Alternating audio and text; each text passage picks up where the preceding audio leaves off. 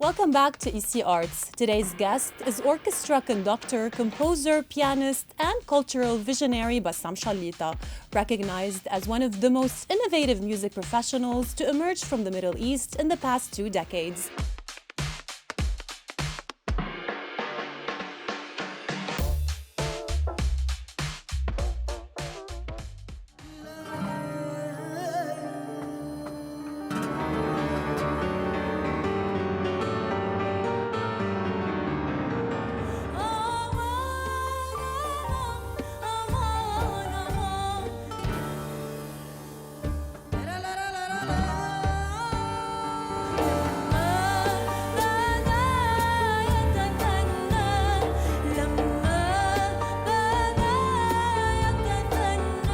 Uniting cultures through sound, he creates immersive experiences where music meets storytelling. Through collaborations with world-class musicians, he continues to shape a global artistic dialogue, blending classical mastery with a contemporary vision.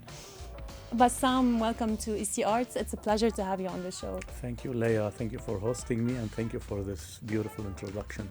Bassam, your music often merges different cultural traditions, such as Latin, flamenco, Oriental music. Tell us more about this approach. Actually, this was my message through music since the beginning.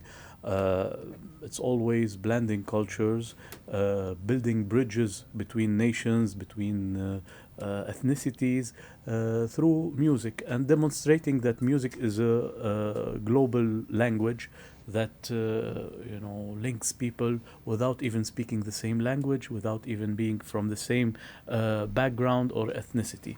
So it's something I always focus on, and I always research my projects to blend several cultures, several music styles.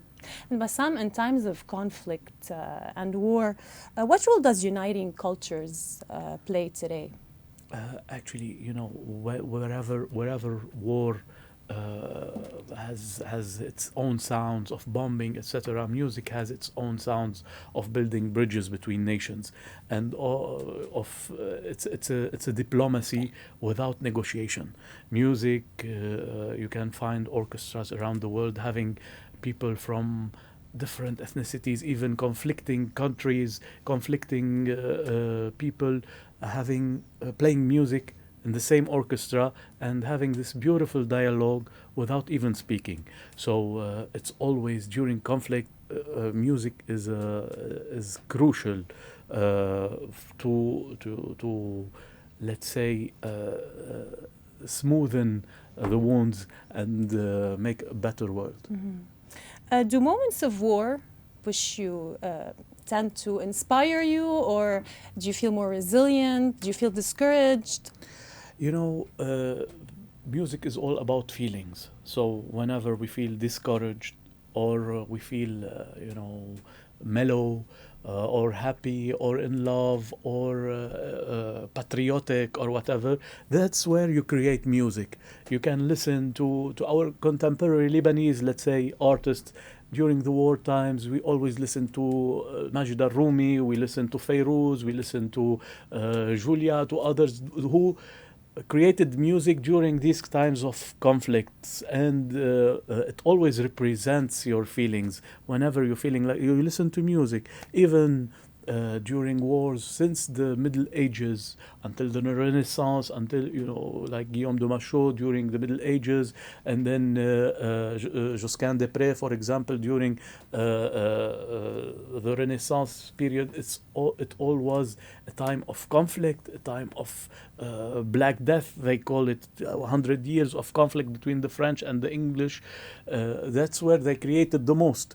Even if you listen to Beethoven, the Ninth Symphony, it gives you a feeling of triumph, let's say, and it's all linked to wars. So that's where culture emerges the most. Bassam, I'd like to talk about your concert Fantasial Andalos, which also includes performance. There's storytelling, dancers on stage. What inspired you to take this approach? Fantasial Andalos is my global touring project. it's the tip of the iceberg, let's say, of my all sensations and vision into music since I was a child. So I built the storyline, I put really all my heart in it, and also I took my time scouting the artists that represent this project. So I went village by village in the Andalusia area, even I went beyond that to the Balkans to find the musicians and artists that would fit the stage and the characters I imagined in my mind to represent the story I'm telling. And also I have always a storyteller depending on the country I'm performing at. So it's a multi-language. I can make it in Arabic when I'm in the Arab world. I can make it in Spanish when I'm Spain, in English when I'm in England or whatever. So I build this lineup of artists. Really, let's say I dreamed of them and then I went to find them. And it took me a lot of hard work to first of all find the artist and rehearse with them and learn from them, because every artist on stage is a master in his own game. The ones who play with me, I'm a master with my own game, but I learn a lot from them because they are the masters of what they do, as a guitar player, as a bassist, as a dancer, as a singer, as a drummer or percussionist. So I learn from each of them, and we share what I told you before, this different ethnicities. We link bridges to build a project that is really exotic and different for both our society and culture, and which is also very different for their society, because you're integrating several elements into it. So this is what makes it special and attractive for all kinds of public. And what's the story about? It's a love story, right? It's a fantasy. As the title calls, it's a fantasy, but it's a fantasy that is based on history and based on geography.